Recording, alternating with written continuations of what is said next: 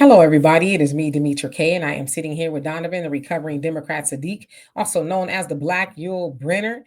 And we are not live, I should say that, but we'll be live later on with you. I know it feels like it's been a long time since we've been here, but it really hasn't. Well, I was in California visiting with my family, so I'm back in the saddle now. But nevertheless, the purpose of the Demetra Kaye Show is to promote Black love, knowledge, and understanding of all things that go on in the Black community to make us an even better people, with the emphasis on even, because we're great people, but we can always strive to do better. So today we're going to be talking about that of Joy Reid, who was an anchor, I guess. She had her own show, the ReidOut, on MSNBC. And of course, if you live under a rock, then you don't know that she was let go, fired, I guess you could say, from that slot. And there's been an upset throughout the liberal sphere, if you will, and especially with that of Black Americans who look to Joy for their political information, whether it was logical, I guess, or emotional, right? So it's a big shakeup, and there's a lot of calls for boycotting MSNBC and a whole host of things. But I'm going to show y'all the video of her. I guess she was having some sort of a Zoom meeting with the homegirls, and a snippet of her sentiments in regards to being let go. Donovan, what say you? Let's say again, you guys, we're not live right now. We are on the podcast, and we thank you guys for joining us. A lot of stuff is going to be coming down the pipe. Want to give you guys a reminder. You have 3 days left to jump on top of the African Diaspora News Channel 20% off Black History Month special annual subscriptions. So don't forget to do that. There's no guarantee. Brother Phil Scott's going to do that discount later on in the year. So the best time to do it is right now, 20% off. I'm a veteran, and the most I've ever received as a veteran is a 10% discount. So 20%, that's a significant amount off an annual subscription. So again, don't forget to download the African Diaspora News Channel app, subscribe, share, like, and do all that other great stuff that you guys need to do with that. Also, there's ways you can donate to the podcast here. You got Cash App, PayPal, Venmo, all these other things. We thank you guys for the donation. It does take time and effort to make these great conversations. And, from time to time, if you guys just want to buy Demetra a cup of coffee, please feel free to do that as well. So, we thank you guys so much. Also, the African Diaspora News Channel, led by Brother Phil Scott and Demetra Kaye and Vicki Dillard, they will be in Columbus, Ohio coming up. Go to Demetra Kaye's page. You can get the information off of there. You can also go to my Facebook page. You can get the information there. If you guys want to see Brother Phil Scott, Vicki Dillard, Demetra Kaye in live and in person, that is one way you can do it. First ticket is free. Any additional tickets is, whatever the pay situation is going to be. That's going to be in Columbus, Ohio. So tune in to Demetra Kaye's page to get the information off of that. And it's a great opportunity for you guys to sit there and possibly meet with them, ask them questions, what the future is going to hold in regards to the Black diaspora. A lot of good questions going on there. So Demetra, also, I want to let everybody know immigration is a big issue, and we got Demetra Kaye up out of California in a timely manner. Okay, she was deported out last night, out of here. So anyway, let's take it away. I'll be back. Anyway, before we get started, I think I'd be remiss in not mentioning the passing of Pastor Thaddeus Matthews. Some of y'all may not know who he is, but a lot of you may. The Cussing pastor was the moniker that he went by. He passed away yesterday at the age of 67. Now, Donovan and I had the pleasure to interview him. I think it was 2 or 3 times with the late, great Gary Wayne Monroe. So 2 giants in, Black media passed on. Of course, he was not without controversy, but I think at the heart of it, he really did, he being Thaddeus and Gary, but Thaddeus loved his people, wasn't perfect the way he delivered the things that he needed to deliver, but I think he really had a passion for Black people, and he really just tried to do his best to lend his gifts and talents to the cause. And of course, he was a DJ, played blues, rhythm and blues is what he played, and jazz, I guess that's what I was trying to say. And so it was a big staple in Memphis, and really became internationally known. I know that he was in radio for 47 years. He was about to turn 68 in April again, passed away, had a congestive heart failure. Now, I know most recently there was a lot of, I won't get into it because I don't think he should be defined by that. But, there's a lot of people who did not like Thaddeus because he was one of the few people who was like, hey, this ain't right, that ain't right. Although, again, he may have did some things that a lot of people don't agree with. But I would say this too, and of course, a lot of you guys know what I'm talking about. I won't mention it here because I don't think it's my business to do that. But I would just say at the end of the day, live your truth. Live your truth, whatever that is. Be who you are. And I understand why that is, if indeed that's who he was, could not be that in a time where, that wasn't permitted, and again, I won't get into it. You guys could, I would that you wouldn't look, but I'm just saying for the sake of just having a conversation about him, he couldn't, in that back in those days, it just was kind of frowned upon. And so he understood that he could not be who maybe he was and all of that. And it just kind of came out in an ugly way. But I had many conversations with Thaddeus. And so he will be missed. I know I spent a copious amount of time watching him at 7 o'clock Central Time. That's the time that he came on every night. And he'd allow people to call in and he'd cuss you out if he got on his nerves and all that other stuff. But at the end of the day, I think he was just a man. And I always say this a lot in regards to pastors. One of my favorite movies is The Apostle, because that movie just proved that, pastors, priests, or whoever, they're just men. It's us that hold them up as deities, right? They're perfect. They can't, sin. If you believe in what the Bible says that you were born a sinner. So saying that you can't sin is kind of, beside the point. But pastors are just men. And they're doing the best they can. Of course, they're called to a higher standard. And, they said too much is given, much is required. And because you're called to a higher standard, you need to be careful of how you lead the flock. But again, the flock also needs to recognize that person that I'm looking at is a man, flesh and blood, like myself. So any RIP to him and a peaceful journey and comfort and blessings to his family and his wife as well. Anyway, real quick too, and let's give him the credit he deserves. He was one of the few people that solved the Lorenzen Wright murder mystery, and he was very instrumental in staying on top of that story. So I want to just put that out there as well. And he also was instrumental in raising a lot of money to help his mother bring Shara Wright. That was Lorenzen Wright's ex-wife, who was found responsible along with, I guess, her boyfriend or somebody. So he actually raised a lot of money from his viewers to help his mother pursue justice. So he is going to be missed. I was getting on a plane and I opened up Facebook, and first thing I saw, and I want to say this too before, and I know we're getting to talk about joy, but I just feel like I need to say this. I saw this from people who didn't care about Thaddeus. They only did it, posted it to be salacious and get likes and views and things like that. And it shook me because I knew he was sick already. I already knew he was sick.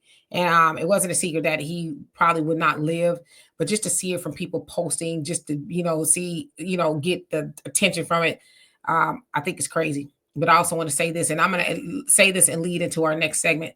Don't laugh, learn, from the words of the Honorable Minister Louis Farrakhan.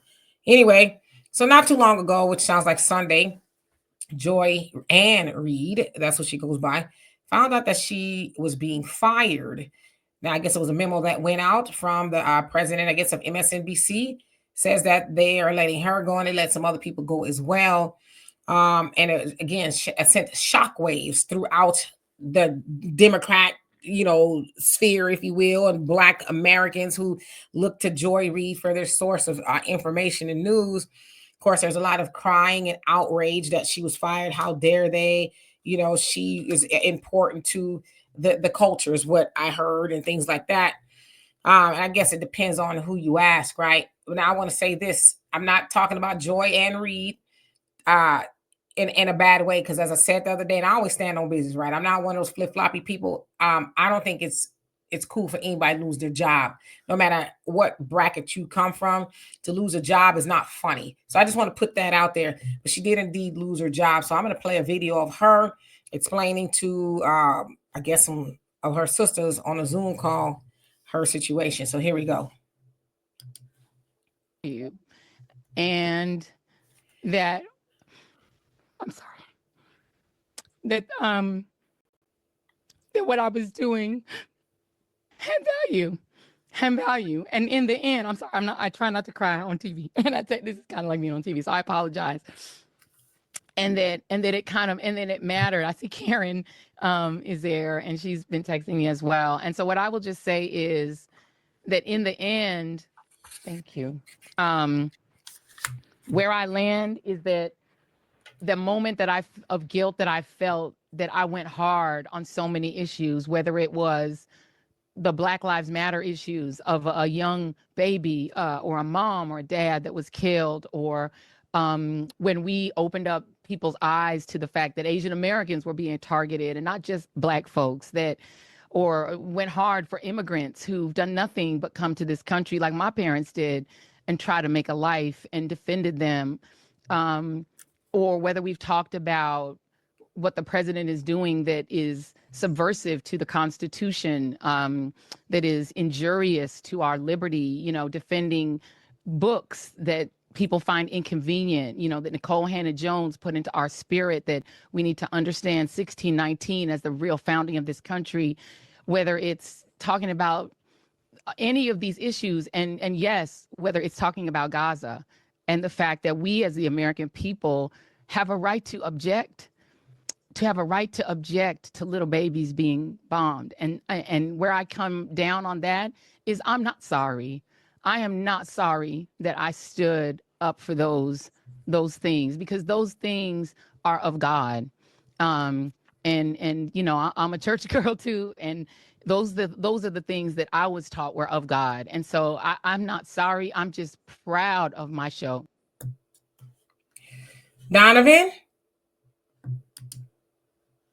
Oh, would you like me to comment on that in regards to what she was saying? It's your world. Okay, well, again, I agree with you in regards to people losing their jobs, but sometimes I'm a disagree with you in regards to when people do certain things, you will lose your job because of the things that you actually do.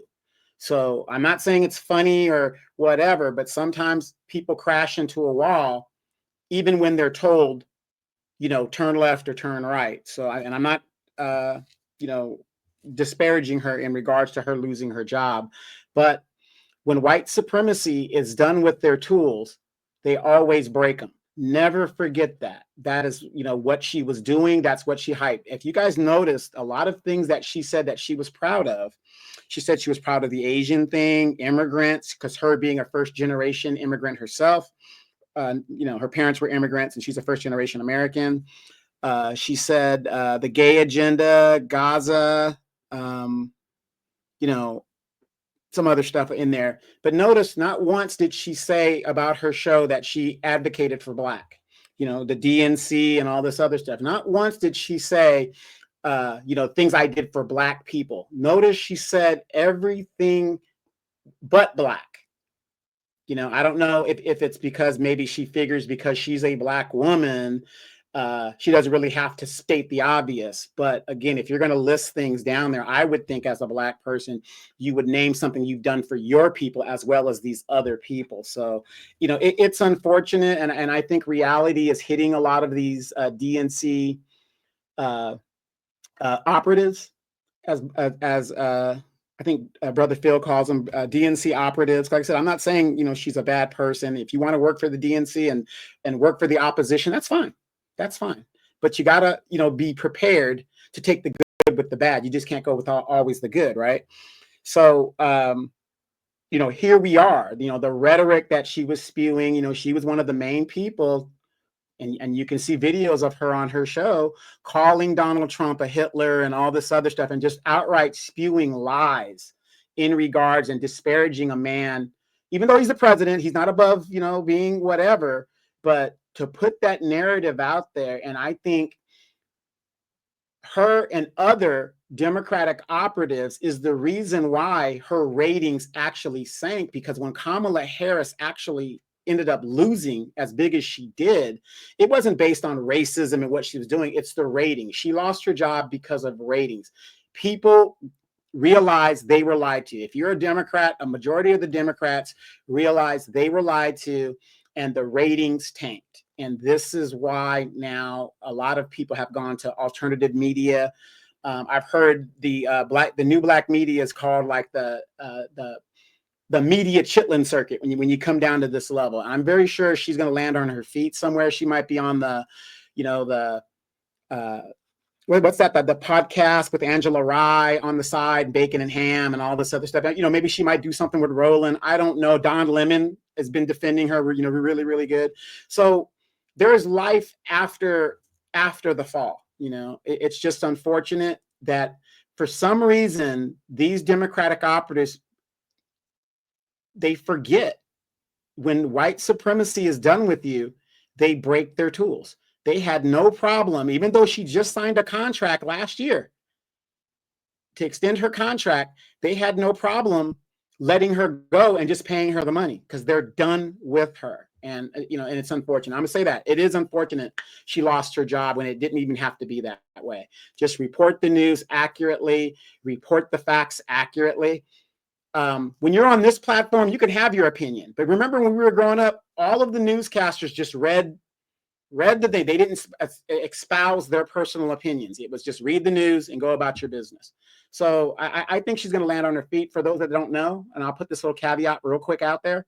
She has a podcast that she started, I think, in October with her daughter, if you guys don't know that. So if you are a Joy Reid supporter and you want to support Joy Reid, she has a podcast that was started with her daughter that you can follow. I don't know the exact name of it, but I've watched it a few times, and she's going to be okay. Yeah. And, I've had this conversation yesterday with somebody about Joy Reid. And, I'm not a fan of Joy Reid. And I always say this, I don't know any of those people personally. So none of this is personal. I don't know them personally. I can just only go off of, their work and the things that we do see in the public eye.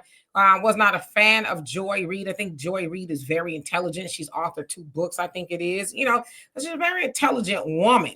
However, she's a misleading woman. And unfortunately, she used her platform to do the bidding of white supremacy, the Democrats, right? They're both white supremacists, the Democrats and the Republican, right? That's not a secret, but she used her platform to be the Pied Piper of gullible Black people. Now, I know there's other people who followed her, but anytime, Black people, because we've always been told we need a leader, right? We need a leader. So in a sense, some Black people saw her as they see Roland and, all the other ones as some sort of voice of Black people. So she sat up there doing the bidding of white supremacy, the Democrats telling Black people that Kamala was this and Biden was that. And, and basically the Democrats is where you at. She also was very big on telling people you shouldn't be having dinner with Thanksgiving with people, that voted for Trump and all that. So she did. She was very divisive, and very dishonest in her reporting. Instead of and I know why she didn't, but I'm just saying she didn't use her platform to say, "Hey, Black people, I get it. I get that you're tired of being looked over," because as she said in her, little dialogue there. Oh, it wasn't just about Black people. It was the Asians. They were getting discriminated or, whatever it was too. It was everybody. Is this, that, and the other? And it's like, yeah, but Black people needed you to go just as hard for them as you said you did everybody else, right? But in the sense, and I didn't watch Joy a lot. I watched her enough. You went hard for Black people to be against Republicans or against anything that wasn't Democrats, instead of saying, okay, let's think about things. I have this platform. I hear you, Black people. And yes, the Democrats and the Republicans should not be leaving out Black people, because with that Asian bill, it took the Republicans and the Democrats, and it was darn near unanimous for them to get Asians that hate crime bill. Now, when it comes to our stuff, the Emmett Till is past the House. It hasn't really gone anywhere. It's fights on all sides. Reparations, we know that's a dog and pony show. I didn't hear her say Black people need reparations, even though she mentioned the book 1619, which I have over there. That's a great argument for reparations. I didn't hear her die on that hill. So the other thing is, I know why she didn't die on the hill, because her paymasters did not want her to do that. If you study history and Black people and our relationship to the paymasters, I'm going to put it that way, is by design. that Joy, your Rowlands, and Michael Steele and Simone Sanders and Alicia, what's her name, Mendez, they're going to replace her, right? Nobody's happy for the Black people that's going to replace her. They're only mad that she's gone. But if you understand how it works in America with Black people, that was never going to be her job to wake Black people up. Her job was to keep Black people on the precipice of hope and change and keep voting for the establishment, because we know that MSNBC is very left-leaning. So her job was never to wake Black people up, and she was never going to get paid to do it. Now, I think if there was a reason other than her ratings that she got fired, it's because she said it. I was talking about Gaza, and what they were doing is wrong. And we know they don't like that. They wanted to be the opposite of what she was going for. So I like, when I hear these things, I'm like, people act like this is, like this is new. It's not new. If you understand things, she's not going to be able to do that. However, the problem that I have, and this is the conversation I had with somebody, we had a pretty good heated argument. I said, Joy Reid is a part of the Divine Nine. The Divine Nine, Black men and Black women, the moment Kamala said she was running, they raised all this money to get her to the White House. Y'all can't do the same thing to build a Black network. Now, I know Roland got whatever it is. He's got the Black Star Network. Sounds like he hijacked Marcus Garvey stuff, but whatever, but y'all can't get all that together. And Don Lemon, he's doing his thing. Y'all can't build a Black network. And I keep hearing people talking about, we gonna boycott MSNBC. Why? You a fool. You a fool. That sound like the DEI stuff. We boycott white people because they don't want Black people involved. Build your own stuff. Because with your own stuff, you can say what you want to say, how you want to say it, when you want to say it. Kanye West, not too long ago on Twitter, when he was doing his thing, and I get why he was doing it. He says, besides the Honorable Minister Louis Farrakhan, I'm the freest Black man in America. He says, because my money don't come from them like it did. I make my own money. They cannot harm me anymore, so I can say what I want to say. So when you have your own network and you have your own stuff that's truly fueled by Black people, I'm not talking about like the NAACP fueled by Black people. I ain't talking like that. I'm talking about 100% fueled by Black people.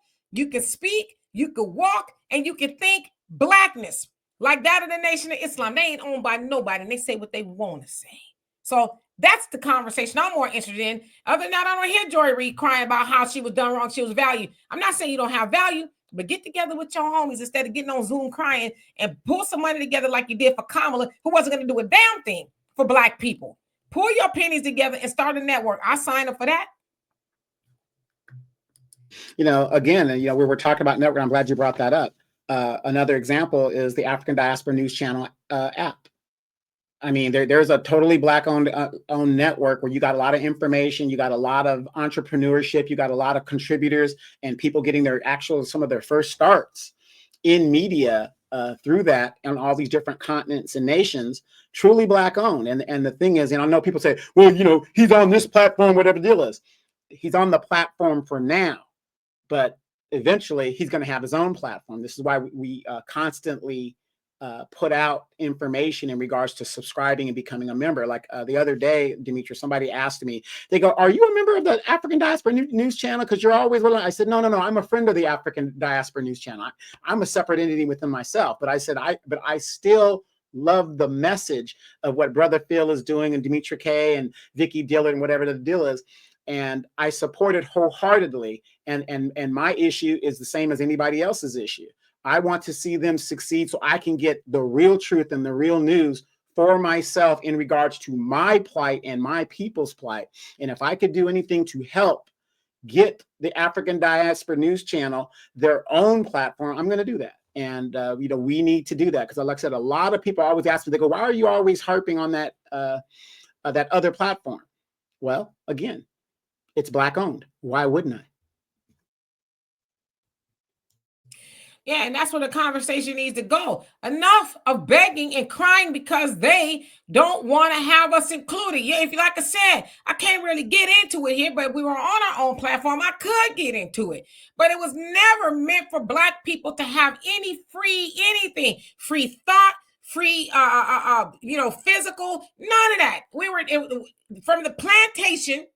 And when we left, it was by design that Black people always, see, if you study, you know these things, are always under the tutorship, if you want to call it that, of white supremacy. We could not move or have free thought, will, or anything without them being involved. And here we are.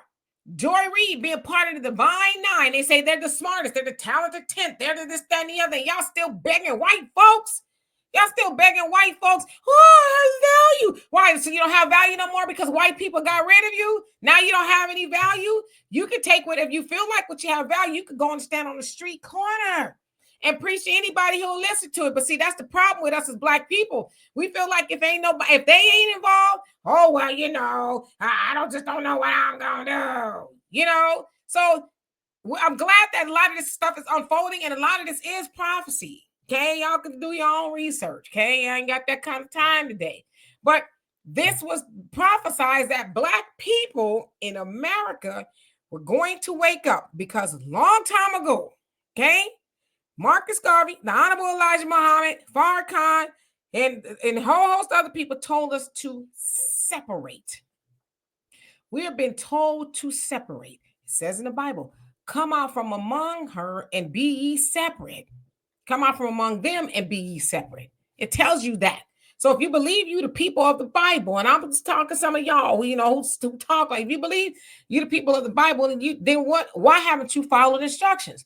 So that we are continuously wanting to be around them and be all up in everything they do, and you're going to suffer the consequences. And shame on anybody who thought that anything they got with a white person, a job, anything was yours, and that that belonged to you. Your time was ticking.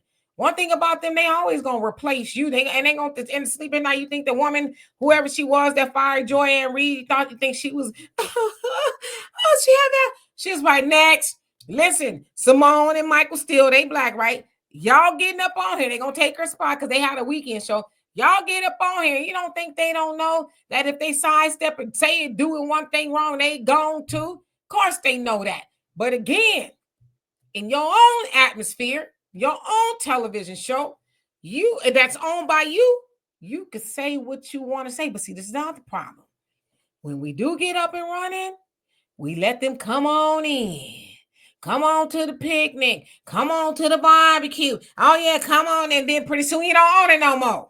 So we're waking up. And that's why I don't care what y'all say. I love that Kamala didn't win.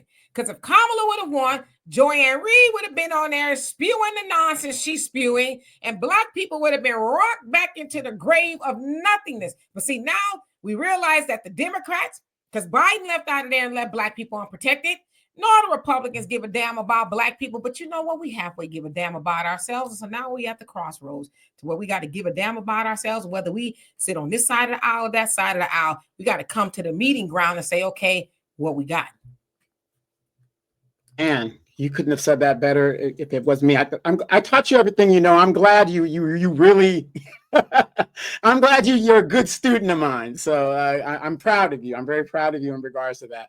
But, you mentioned DEI, and I've been arguing with people about DEI, especially as a Black person, Demetra. And let me know when I get done here if you agree with me, if you disagree with me in DEI.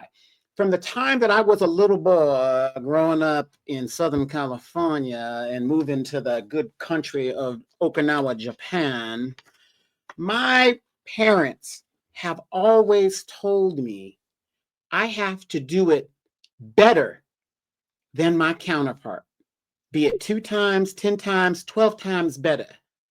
And so if that is the case, why would I possibly need DEI?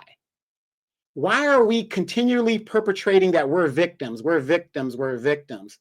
Like you said, we need to separate and make our own. I don't need no DEI, because if I had to compete against you, I can outwork you. We keep talking Black people and patting ourselves on the back, talking about how great we are.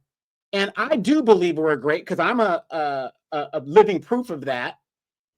But yet it seems like we don't believe it when we have to bring in DEI programs or we need the white man involved in our organizations. So my question to you people out there watching this podcast is, either Black people are great and you believe it, or we ain't and we don't believe it. And I want to bring this up with you, Demetra, since we're talking in regards to Joanne Reid and this great crossroads we are now at. Savior's Day just passed away, or just passed by this last, I'm sorry, this last Sunday. And could you kind of tie in, and as we know, the minister did not speak in, the minister is like 93 years old or something like that. He's up there. But could you kind of just elaborate just a little bit on the message that the messenger constantly tells us every year? Yeah, and the messenger is the Honorable Elijah Muhammad. So Farrakhan, yes, he did not speak 92 years old, but he was it wasn't there, but he was there per se. Student Minister Ishmael Muhammad, who is the son of the Honorable Elijah Muhammad, he spoke, and he speaks often at Mosque Mariam. That's where they had it.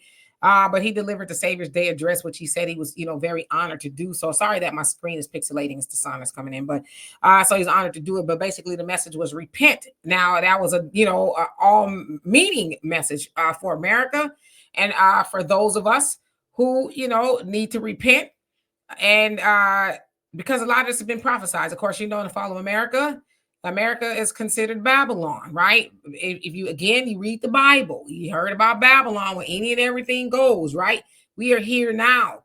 And so, of course, we know that America never atoned for the original sin of slavery. And so that was part of the message too. And he talked to Donald Trump and, all of them, and said, hey, this is your opportunity. And I loved how Brother Ishmael tied in Trump with the pharaohs, because the pharaohs, if you read the Bible, they were warned as well. Let my people go. Stop doing this and that to my people. Then, of course, all the plagues and all these things started to come down. And so Brother Ishmael tried the correlation to earthquakes happening where they don't normally happen. And that one, not too long ago, one half of the country was literally frozen. I was in that part.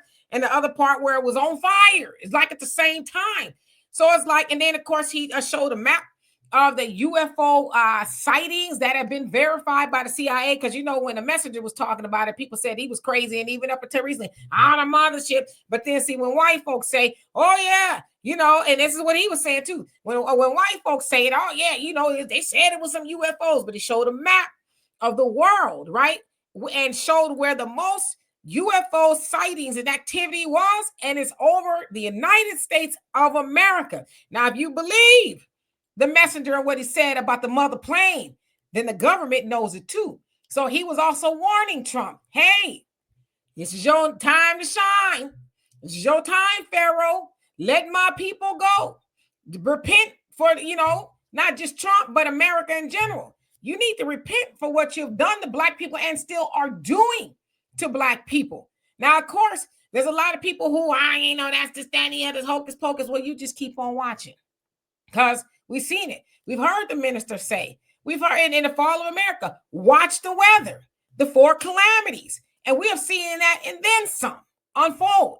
So our job as Black people in America is to separate. The call from the nation is separation or death. Again, I reference the Bible. It tells us to be separate. So that we are not separate. We sometimes have what happens to them happens to us, because we have learned to glom on the white people. Oh, I just can't be separate. Wherever they are, I want to be too. I want to move next door to them. Yeah. Of course, when, the false idea of civil rights was unfolding, we thought that we was going to be better together with them. Of course, we saw white flight take place, and we did, and to this day, 2025, we're still begging about, they need to see us. They need to include us. And why? They never have. From the plantations, never included you. Only thing they've included from Black people was money.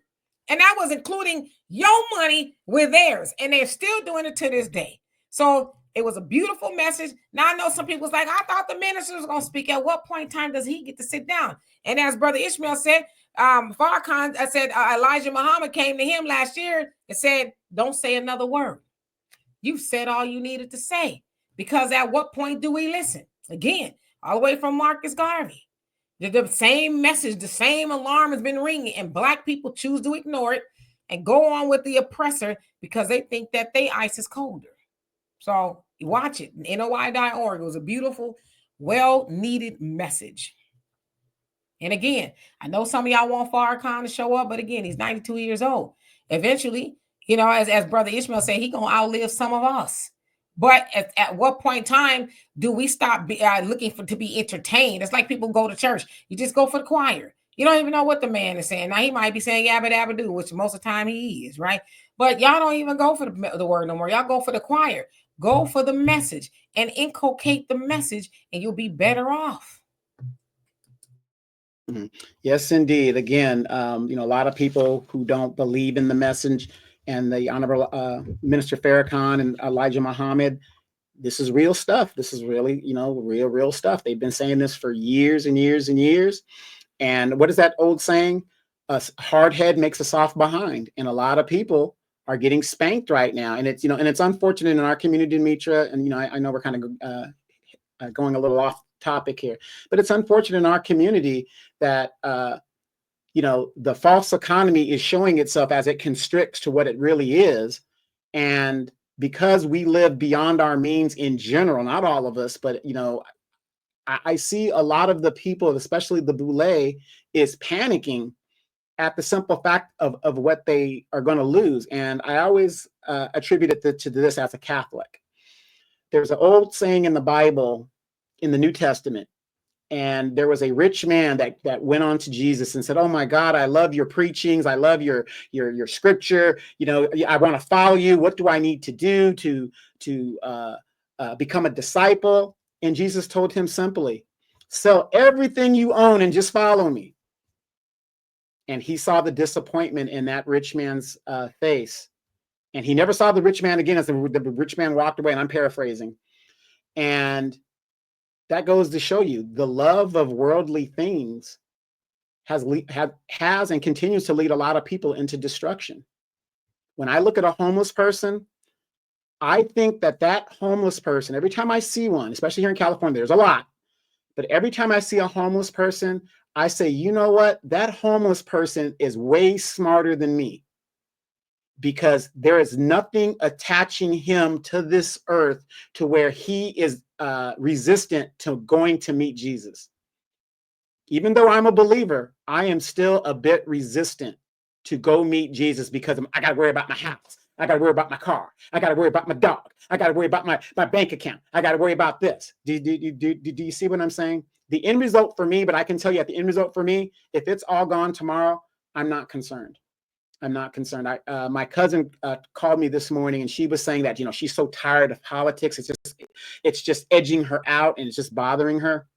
But the funny thing is, though, Demetra, she woke up due to the new black media and stuff like that. Yes, it's exhausting and things like that. Politics wouldn't be as exhausting, you guys, if we had paid attention from the very beginning and hold these crooks accountable to what they do. Because we didn't pay attention brings the rise of the oligarch today. And this is what you're seeing. This is the punishment that we get for not being involved in a government that is supposed to be for the people and by the people. So just a little stuff you guys could just think about. Yeah, and again, if you're familiar with the Communist Manifesto, it talks about that. It talks about how we are going to be here. And the problem is with the machine, the ones that owns the means of production. So the ones that own the machine, the bourgeoisie, all that is by design. They tell you how to feel about politics. They tell you how to feel about most things, because the premise is to keep you distracted from the money moving, the capitalism that does not include you. You're a small part of it because you are the proletariat, the working class, and you help keep the machine going. But it's also said in the Communist Manifesto that eventually the machine ain't going to need you. Now, this was written, in the early 1900s, late 1800s, if I'm not mistaken. And it said eventually the machine will find a way not to need you. And so we are here. The oligarchy, as Donovan says, the very uber rich, right? They're calling the shots. You saw them behind Trump, and if it wasn't Trump, it would have been whoever else is in office, right? They're finding ways. We hear it all the time, but not to need you. We're hearing about and automation has been going on, but we're hearing about it more and more in Amazon. Who has somebody, can't remember who it was, just laid off 1,100 people yesterday in their corporate offices. So we're seeing it all unfold. So with people being mad about politics, they don't know that it's by design. Keep you mad. Keep them engaged in the Democrats are better, the Republicans are better, and they fight over something that on the surface you don't have any control over, but you really kind of do. Which is why it was also prophesized that the rage against the machine. We're at the rage against the machine part now, but overturning the machine, because it talks about in the Communist Manifesto that at some point the worker, they'll be mad and they may try to destroy the machine, because they don't know that necessarily it shouldn't be mad at the machine. They should be mad at the ones that control the machine, right?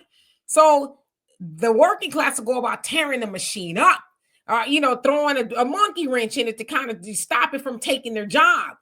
But ultimately, it's going to have to be the rise against the ones that owns the means to production. So we're getting there. And people are starting to understand it. Like I watch, little snippets of the news every day just to stay abreast. And I'm seeing people from all walks of life show up at their senators' meetings or the town hall meetings, say, hey, wait a minute now, whether they're Republican or whether they're Democrat, because that cloud of distraction, it's called that, the political cloud, is starting to clear up, and people are starting to say, oh, we have been had. So the oligarchy, they're not meant to stay in power. Their time will be up, because, as has also been said, and outside of the Communist Manifesto, the oligarchy, in a sense, believe that they're God and that they can out-legislate the obvious or out-legislate the will of God. But you can't do that because I only saw 4 or 5 of them standing up there behind Trump. How many people are in the world? Do you honestly think that when that time comes, and it's not if, it's when that time comes, you're going to be able to fight them off? We've also been warned, with all this AI going on. I know a lot of people think it's pretty cool, until it, rises up. I saw a video the other day of a robot, I think it was in Japan somewhere, and it tried to attack the crowd, unbeknownst to the people who were controlling it. It just kind of like bucked up on them. So from people seeing that from a naked eye, they're like, oh, it's pretty scary. But if you really understand what there is to understand, you'd be terrified, because Elon, Stephen Hawking, and Bill Gates all said, and they deal with AI, or Stephen Hawking is dead, but they said they were all terrified, and it would behoove humans to learn how to get along with it. But even as we speak, Elon Musk, he's going further and further. So I guess he doesn't think that means him, but don't worry, sit back. But in the Communist Manifesto, the proletariat has a job to do too, and that's wake up. Yeah, and before we go, I just wanted to tell the listeners out there, especially if you are a Black listener, Asian listener, a Black friend, if you're out there listening, very proud of our people that are sitting out and minding their own business. And you're seeing the results when we take care of ourselves first rather than other groups. I mean, Demetra, and I'm just asking your opinion real quick. I'm in California, which is, the former Mexico land, but even though the United States, we own it now. And I saw my Hispanic brothers and sisters, whatever you want to, call these, people, out there protesting, and they're out there for a day or two and they're back at the job. They don't know how to sustain a boycott or whatever, which I can now understand why they want Black people to support them, because we're the ones that know how to do it and make it stick.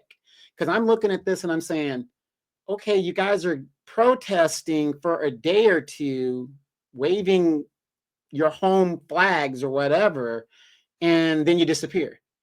And you're seeing more and more of these people complaining that we are not participating. And I'm just going to give a big shout out to the Black folks out there and the Black friends out there. Continue to mind your own business. Continue to, just let's worry about us first. But you were out here the other day. Well, what were your thoughts, especially out here in California, with the lack of Black people that you probably witnessed? Yeah, and I'm born and raised in California, Northern California, to be exact, but raised in Southern California. So there used to be a whole bunch of Black people. Now it's not as much. You see them. We're around, right? And honestly, you don't see as many white people as you used to either. It's definitely very brown there. But in regards to them not protesting anymore because they can't sustain it or whatever the case is, see, we should have always been minding our own business. And now we're just learning after seeing it. You know who woke Black people up, whether Black people realize it or admit it or not? It was the Democrats. Because the Democrats were bringing all the people over here, whether it was from Mexico, Haiti, wherever. They were bringing them over here in droves while ignoring the pleas and asks of Black Americans. And so Black people, once Kamala didn't get elected, Trump was like, you got to go. And that message a lot came from us. Also, Dr. Claude Anderson, he was ringing an alarm years and years ago, said, you guys are about to become a permanent underclass. They're not coming over here to help you. They're coming over here to replace you. So Black people understood that, so they were telling the truth. Now, the other thing is the immigrants, they're protesting against the laws of the land that they broke. Whether California belonged to Mexico or not, it don't belong to them now. And I know, that's going to sound messed up. It's just not the way it is now. I know the way it was. Black people, our ancestors were protesting against the laws of humanity, right? We thought we were asking for human rights, although they were dressed up as civil rights. You can't have civil rights without human rights. But we were protesting against the things that were happening to us horrible on a daily basis, whether it was lynching or whatever the case is, right? So they're not the same. They want to come over here. And I know Kamala and them told them to come on over here, but you knew it was wrong and they knew it was wrong. Now you got to go. So it's like, no, we're not going to help you protest because for one, you didn't help us. In fact, you guys are haughty when it says, well, you guys don't deserve reparation. We deserve it. So y'all want to do the victim Olympics with us, and we're not asking you to do that. But now that you're getting your tailbone kicked in, it's like, where are you guys at? At home, drinking our water, Hennessy, if that's your thing. We minding our business. Listen. You knew this day you knew the job was dangerous before you came over here. You knew. And I remember when Kamala, when they first got in the office, she tried to stand at the border. Oh, come here. Stop, please. And even when Trump was in office, they said, and I can't remember what it was, it slips my mind. He stood on the border and said, if you come over here, you will be prosecuted. Don't come over here. But you came over here anyway. And then he found out fat meat is greasy. So, no, we're not going to help. But I make you a deal, though. And this is just, I can't speak for everybody. I make you a deal. If you put your boots on the ground and ask your people to get behind us or with us, side by side to work, and say, we want reparations for Black people. Because they have experienced some of the most horrific things and still experiencing them to this day and were never vindicated or paid or any of that stuff for. So when they get what they got, then y'all can help us. That's the only deal I'm gonna make. But stop asking Black people where we at when we always been here. But you haven't. So anyway, we gonna get out of here. Love and appreciate every last one of y'all. There's ways to donate to the channel if you see fit. At the very least, please like and subscribe and all of that. And we will see you guys in a little bit. Oh, go ahead. Last thing. Today is election day in Dalton, Illinois. If you guys want to get away from politics and get into the drama, Super Mayor Tiffany Henyard has to win the election today or she is completely out. She can't be the supervisor. So this is her last revenue stream. By the way, she just dropped her new single. They say an album is going to come out. I don't know what all that's about. But again, a lot of people are going to be live streaming it to see what's going to happen. And, and Demetra, just real quick, the buffoonery that this woman has done, and I mean, you're a mayor, and it seems like she wants to be a city girl. So I don't know, the way I'm looking at it, it isn't very professional how she's doing it. She hasn't accounted for the money, things like that. But I do want you guys to understand this, because I do follow what's going on over there. There is some kind of unofficial rule with the FBI when it comes to elections that they cannot charge elected officials or something like that. It affects the election, right?